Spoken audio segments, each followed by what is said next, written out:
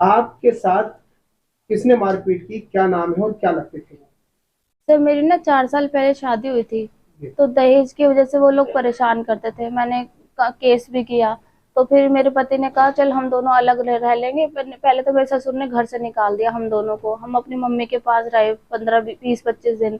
फिर हम मेरे पति ने यहाँ पर आके नांगलोई में रेंट पे घर ले लिया। घर ले लिया तो फिर खर्चा ढंग से चल नहीं रहा था। मेरे पति सिविल डिफेंस में 20-20 हजार रुपये कमाते हैं। तो मैंने बोला मैं भी कहीं जॉब कर लेती हूँ। तो मेरे 2 इंटरव्यू परसों हो गए थे।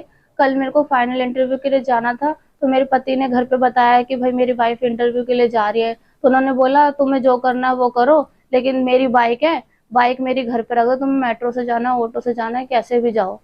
फिर मैं जाती थी अपनी एलर्जी की दवाई लेने के लिए डिस्पेंसरी।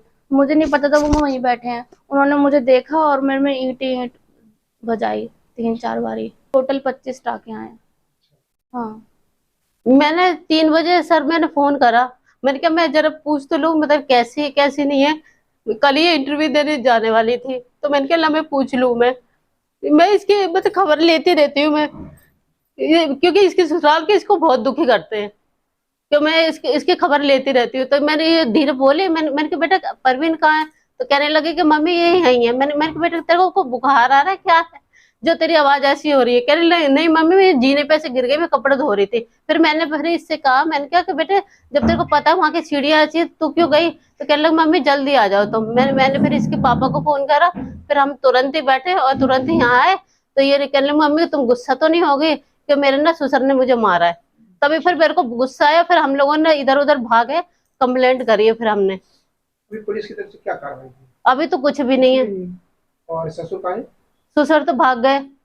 और इनका जो पति है जिसने झूठ बोलने को कहा, हाँ, वो कहाँ है? वो अपने घर है। तो पुलिस ने कोई कार्रवाई नहीं की? अभी कुछ भी नहीं करी। कितने टाके आए हैं अपनी आपकी बेटी में? हाँ ये 25 बोल रही है। क्योंकि मैंने तो देखे भी नहीं है। तो अभी क्या कहना है, पुलिस से क्या मांग मैं बस यही चाहती हूँ कि इसके सास की और इसके देवर है और इसके ससुर है, इन लोगों को क्या कहते पुलिस में दो। इसके मतलब मैं चाहती हूँ इन लोगों को सजा होए बस।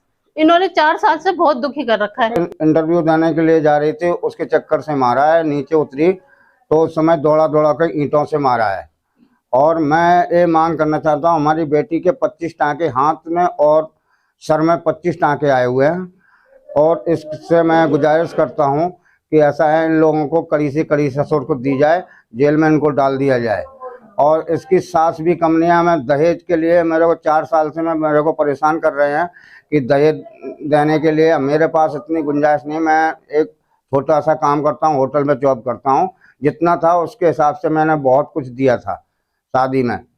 लेकिन अब ये मेरी बेटी किराए पे अलग रह रही थी, इन्होंने घर से निकाल दिया था। तो रेंट पे मेरी बेटी और दमाद रह रहे थे।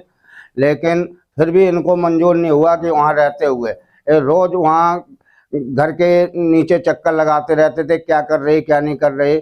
अब ये घर की परिस्थिति कम होते हुए इसलिए जॉब करने के लिए सोच रही थी। अच्छा, जब जॉब करने जा रही थी तो ससुर ने क्यों मारा, कुछ पता चल पाया?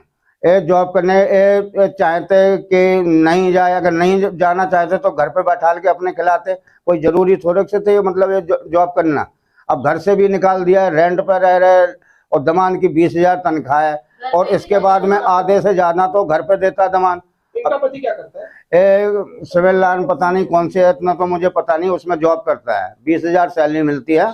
लेकिन वो आधी सैलरी से ज़्यादा तो घर पर दे देता है। आधी सैलरी में इनका गुजारा दोनों का नहीं होता। रेंट का मकान है, कहाँ से गुजारा होगा। इसलिए उस लड़की ने जॉब के लिए, लड़की मेरी पढ़ी हुई है, बीकॉम कर रखी है।